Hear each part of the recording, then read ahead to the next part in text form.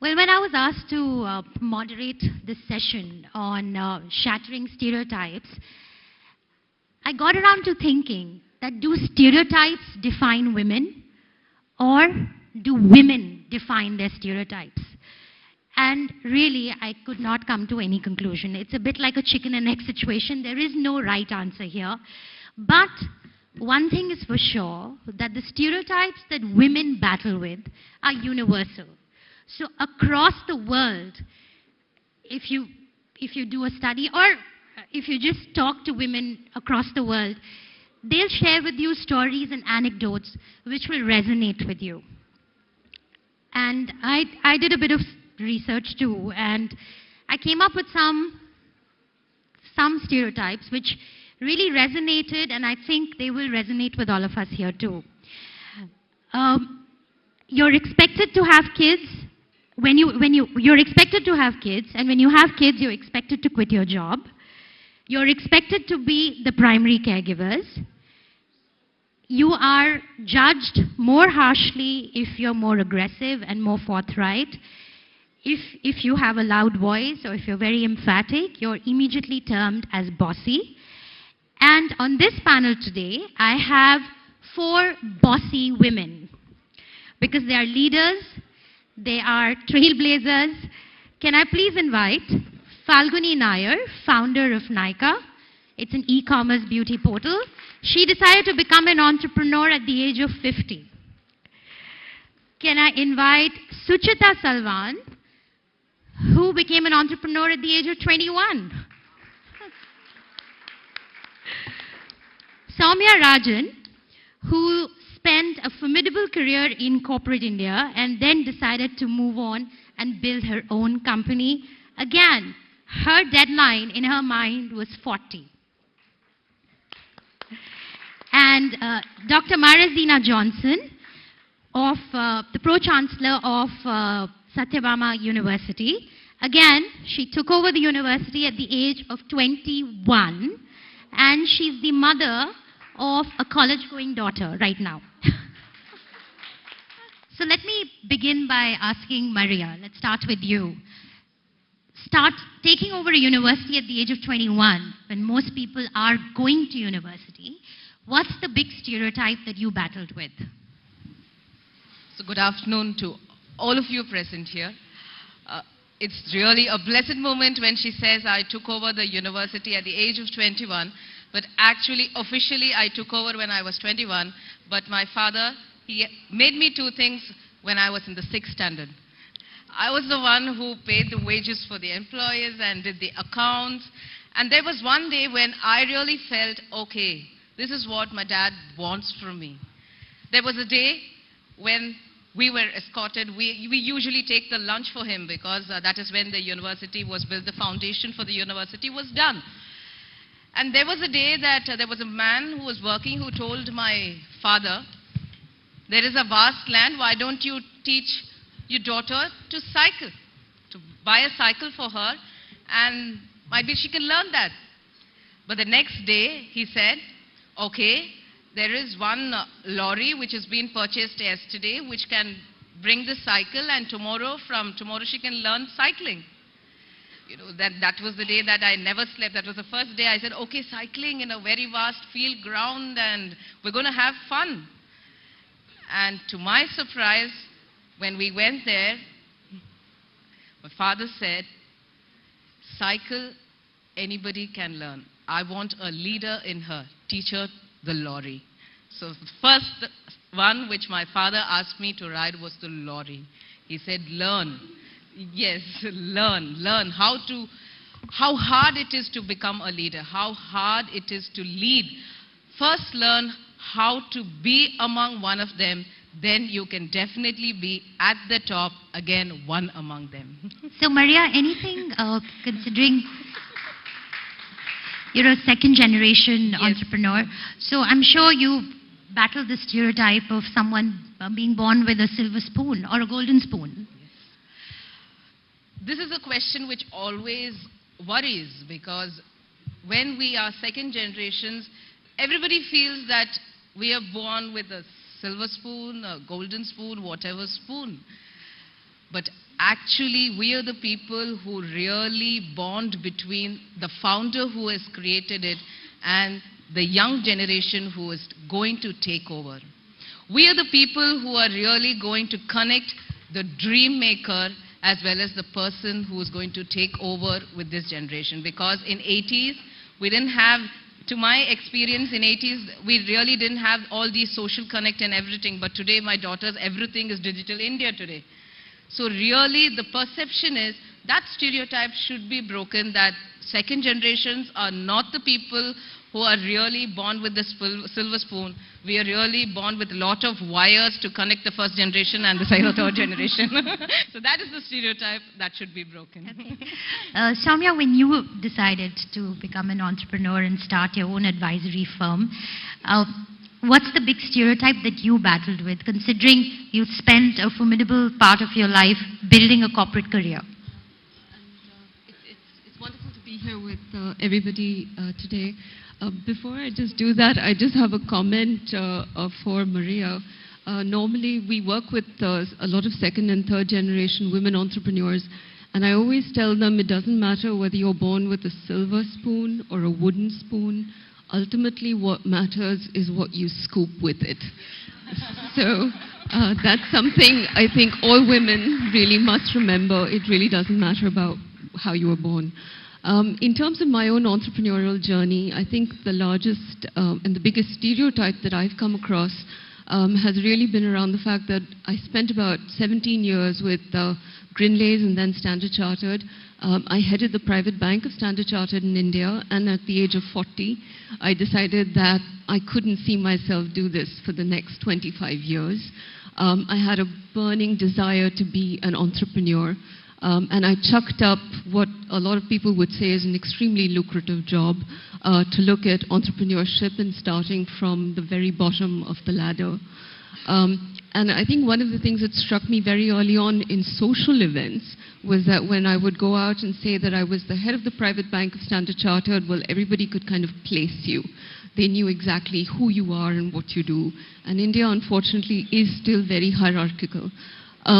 But then when I started going for parties and saying, hey, I run my own business, people thought that you were either a mom and pop shop or that you had a business that you were running from home.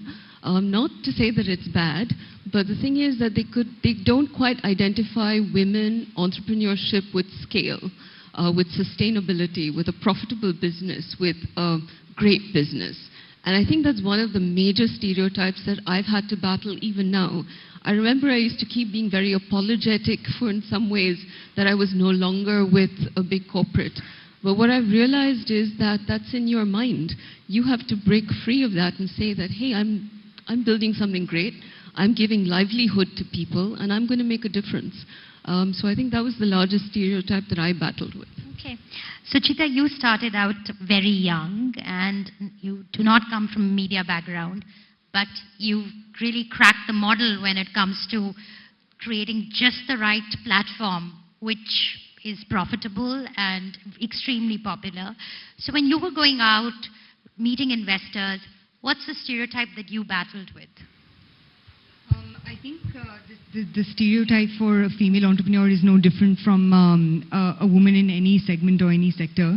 So I think women often get typecast into a certain type of role. So when they look at you, they think, you're a PR girl. And again, there's no offense to, any of these professions, because they're great professions. But, all your sort of is, oh, you're the sales girl of Little Black Book. And to me, it often became amusing because I just play along and say, yeah, I'm proud. One way or the other, I'm hella proud of being associated with this brand. I think the second questions around finance or technology are asked usually, and I have a male co-founder, so usually people look at Dhruv, who's our co-founder, and ask him those questions. Little do they know that I lead finance for LBB, and I actually learned how to code to build the first 3 websites that we had when Dhruv wasn't working with us. So I think you fall prey to the usual suspects of roles that are typically associated with what a woman does. Okay. And I think the key really is to be proud no matter what you do, no matter what vertical of a company that you belong in, and also, you know, to have the confidence to say, you know, I am the way I am, but I can also write code, I can also crack numbers, I can also build financial models on an Excel sheet, and you really can't define, you know, gender with the role that you play or you don't. But that's been my experience. Okay. Falguni, we were talking about, you know, the point that you mentioned, that women are too scared to dream for themselves.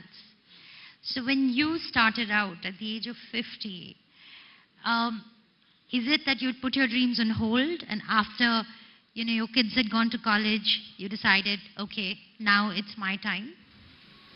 Now, yeah, I have to admit that I wanted to be an entrepreneur, and I felt that I could devote more time once my kids went to college, so I waited for the right time. However, almost everybody thought it was a bad idea. Everyone thought you know, I didn't need that, and why was I going to do that, and why would I go through such a tough entrepreneurship at such late stage? What is there to gain? And I think very few people understood that it was a dream that I had to pursue. So at least in my generation, I'm older, and I feel that a lot of women actually just don't dream for themselves, and they go through life leading the life for the family. And my message to them is that dream for yourself, and it'll happen. And I think it's very important for women to feel empowered to dream for themselves and feel that there's nothing wrong in it. So now that I lead a brand called Nykaa, which is a very women-centric brand, our message to our customers is that be the spotlight of your life. You know, you don't need to just lead your life to facilitate everyone else to be comfortable. You can be the spotlight of your life. And I think there is a message there that, you know, and I think new generation women are doing that, but I think that's important. Okay. You spoke about children and, you know, how you wanted to send your kids off to college before taking an entrepreneurial journey. And even Maria there has older kids. How much, as in, you know, throughout your journey, you've balanced children and very successful careers. How challenging has it been? And when we talk about leaning in, and when we talk about building our support systems, what are the support systems that you would recommend to the crowd here? First of all, I usually say this question only comes to women. How do you balance your life? How do you balance your success in your life? I think this question should be deleted, at least not to women. Because I usually say, when you want to get things done, hire a man. If you want professional work to be done, hire a woman. That is what I would always say. So to me, what I would say to all, to men and women who want to be successful in life and manage with your personal life, allot that time what you need for your children aside, you need for your husband aside, you need for your family time. Please don't spoil both together. That's where things happen, and where all misunderstanding happens. When you have the time for that family, please do spend it with them. Even it can be 2 hours a day. Because today children don't need anything from you. The only precious gift that you can give your children is your time. Because you can never relive it, you can never buy it. That is what they need. So the only success to all of you, men and women, allot and respect family time. You would be successful anywhere you want. Soumya, you changed your path in quite late, right, in terms of the career trajectory.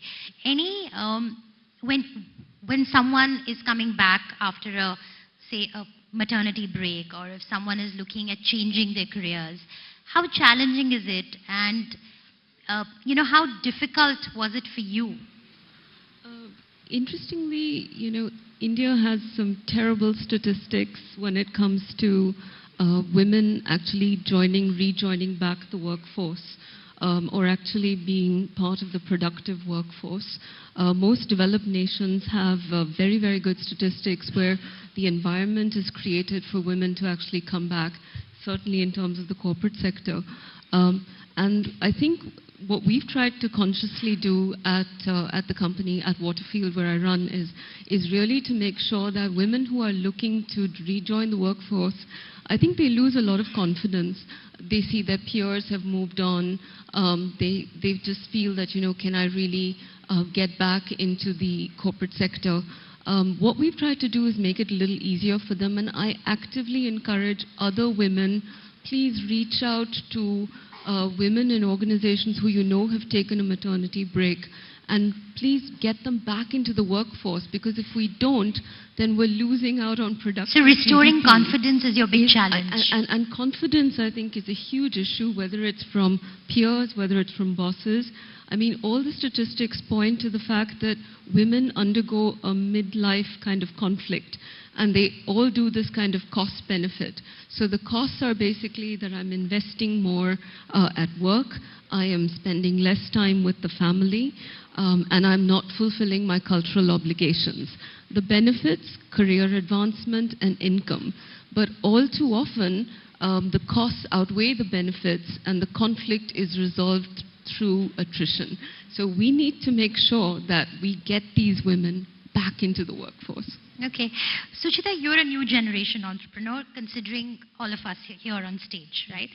So, in your mind, when you decided to embark on your entrepreneurial journey, did you ever think that, did you ever weigh all the concerns that have just been echoed by both our panelists here on, how will I balance my work life if I want to get married, as in when I do get married?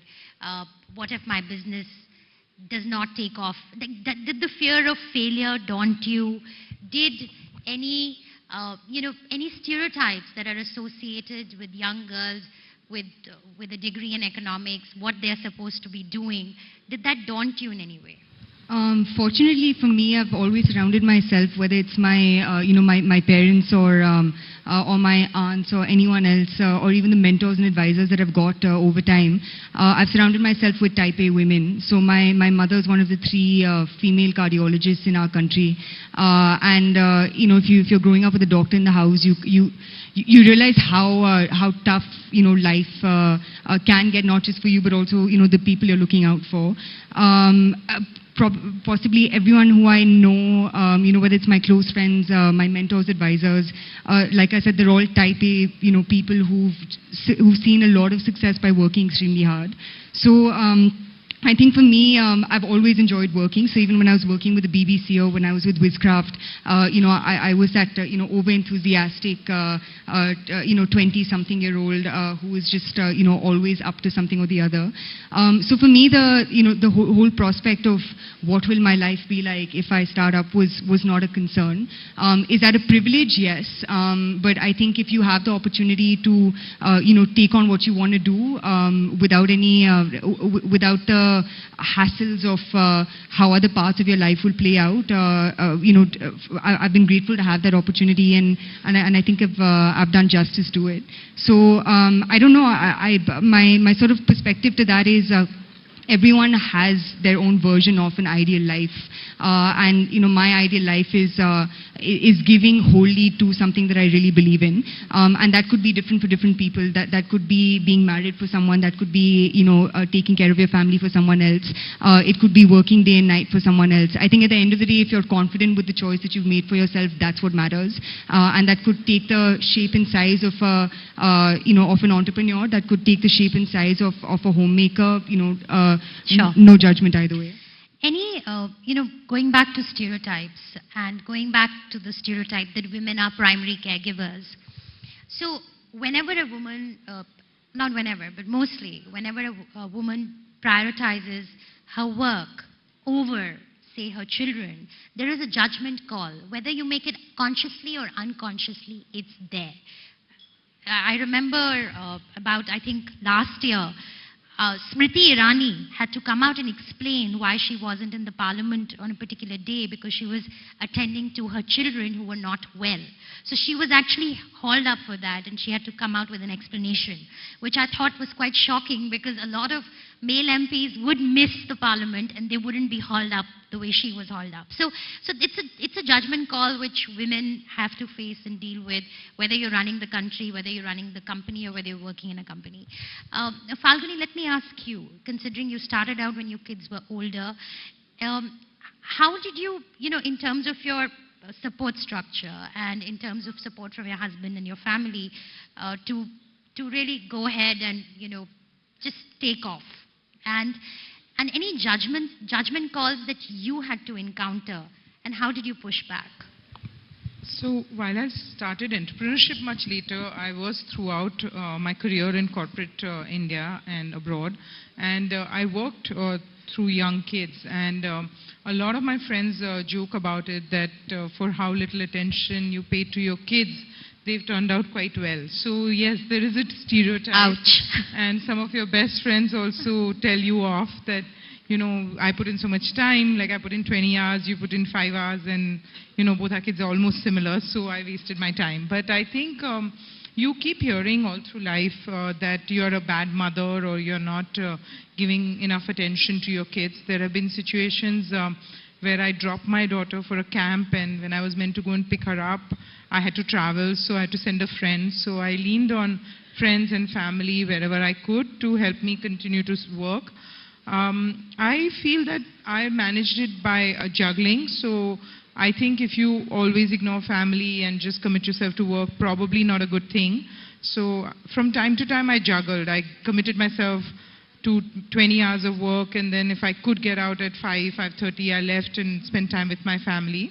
And somehow I managed. It's very hard, but I've had a supportive family, and everyone has to learn to give you that freedom to choose for your work and respect you for that. And I think within my immediate family I did have that, but throughout the society I kept feeling that a lot of people thought that, why does she have to do it? Her husband's doing so well, and she has everything. Why does she have to travel like this? Why does she have to work so hard like this? And towards the end, when I chose entrepreneurship, I went into a startup office because I needed a startup culture. And I have beautiful home, great bathrooms, and I was in a startup bathroom using that. And many people must have thought that she's really mad to want to do all this. And to what end? Because it's really not for the money. So I think a lot of people don't get it, don't get that bug that a woman has maybe to build a business. And I think more of us who do this and more people hear and see it, more society will understand that, yeah, it's a need for some women to want to do this. So, yeah. Okay, let me, because we're running out of time now, almost about to run out of time. Let me quickly ask you to reflect on your journey, and I would request you to do the same. From the time when you all started out to what you see today, what kind of changes do you see in terms of women asserting themselves, empowering themselves, going after what they want? There is clearly a big change. I think the young women clearly put work as one of work or whatever they do. It could be like dance, or it could be music, or anything. But whatever they do, they're putting it pretty center in their life. And I'm really glad for that. That's how it should be, I feel. They're dreaming for themselves. Soumya? I think the choices that you have today in terms of career is much wider than it certainly was when I joined the workforce in 1994.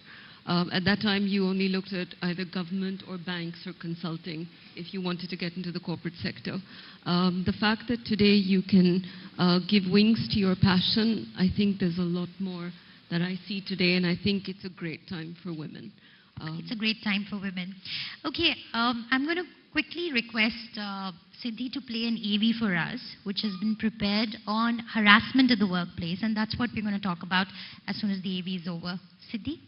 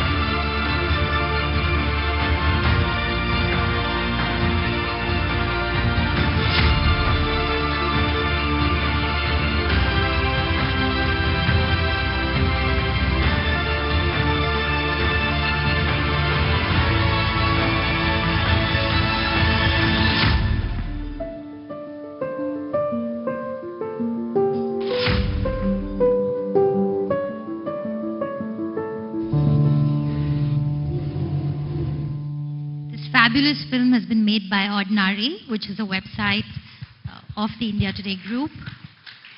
So very innocuous things there, but they amount to harassment. Someone pointing out to a safety pin near your top button and saying, oh, what's that? So in your careers and in your journeys, any kind of harassment that you faced, and how did you push back? Or did you push back at all? Let me, I know that Maria said no, she hasn't faced any, so I'll come to you later. Let me start with Soumya. I think at least in my generation, if you experienced any kind of workplace harassment, there was really no mechanism or process to escalate that. So in many ways, you kind of grew up with accepting, in some ways, whatever was meted out to you. I think today the visibility, just the movement in terms of speaking out is a lot more than certainly what it was when I was in the corporate sector. So did you just avoid that person who... You did. You actually just try to blank it out, you know. You don't want to create any kind of unpleasantness because you think that if you do create a scene, will it impact or hurt your corporate career? Okay. So, sadly, you tend to be a little bit more accepting, or what at least I was in the past. I think today it would be a very different story. Of course. Suchita, very quickly because the buzzer's gone off. I have not faced, I've faced stereotypes. I haven't faced any harassment. Yeah, but I think anyone who tried now, to a large extent, thanks to social media and thanks to people understanding that it's not okay and that there are some things that are just not acceptable legally in a workplace or even otherwise. I think it's great. I think it's really important for everyone to stand up and speak up if something inappropriate or uncomfortable has happened to them, and that there are laws now to ensure the same is. So people are more aware, definitely, of their rights and. 100%. Okay, Falguni. No, I want to start with feeling quite safe in the work environment that I was in. After 20, 30 years of work, I never felt it, and I felt good that I was in a type of industry and companies and environment where it was very safe, and I think it's possible for companies to create that. Having said that, for a short while, I did work in leather industry, and I did face it then, and I really... honestly, like I just got off the car and I felt terrible. I kept crying for almost a day, and my husband couldn't understand. He couldn't understand in the sense that he couldn't understand why I was crying so much, whether something had happened, and really nothing had happened, but just the thought. And then I realized the value of working in a safe environment, and I have to admit and say that I did work in very safe environments for most of my career. So, I mean, it's really terrible when that happens, but also there are a lot of decent men out there, and there are a lot of decent companies and safe environments. So let's recognize that. Mm-hmm. Maria, what are the measures, checks and balances that you're putting in place? Yes, sir. After seeing this, being a responsible citizen of the country, I have two solutions. Might be you can consider them. The media. We've been reading a 6-month-old child has been sexually abused or child abused. Why do you write about the child who's been abused? Please write about this is the person who has done it. The change would definitely come. And okay, very quickly, we're about to close. Okay, very quickly. And the second final, which would change, still the education system of the country. We're still learning about what has happened to the country years and years back. Stop that. Please teach the children what women's rights are. Please teach the children how to respect women. Please teach the children everybody is equal. Okay. Because we are equal, we are women, we are also Indians. Of course. Okay, we'll close very quickly with 2 lines from a letter Soumya's grandmother wrote to her mother, and she's brought the letter with her today. My grandmother had written a letter to my mother and her sister when she was aged 4 and 2. The letter is dated 23rd of December 1946. 1946, pre-independence, but some of the sentiments in that letter is exactly what I think all of us do feel. So I'm going to just please indulge me in this. You are a small girl, not yet 5, and I wonder in what kind of India you will serve. You were hardly 2 years when you had a little sister. I was immensely pleased that it was also a girl. I know girls are not wanted in our custom-ridden and conservative country, but I feel it is only women who can make the world a happy place. If you had been a boy, I would not have been so optimistic. In spite of all my endeavors for you, after a time, a new woman will have entered your life and nobody knows what her influence over you might have been. It is not that I do not like men, but I feel a man cannot do much without the support, sympathy, and cooperation of women. Once you decide to fortify yourself with knowledge and offer your services to help humanity, nothing can come in your path. I know you may marry, but that does not matter. You will only be handing over the torch of service to others. Thank you. This letter was written in 1947. And that was from your grandmother to your mother? From my grandmother to my mother, and my mother didn't find the letter till after my grandparents had passed away. Oh. So she was addressed to her when she was 4, but she saw the letter when she was 70. Well, that's absolutely amazing. May I please call on stage Subhash Ballar, who's the category head for ITC Limited. We've completely run out of time, so we'll just keep this short. Thank you, ladies. Thank you so much once again. Thank you, thank you. Thank you so much for sharing your own personal life experiences, especially in the office space. Very enlightening and very inspiring to hear you all speak. Thank you. Thank you, Shweta.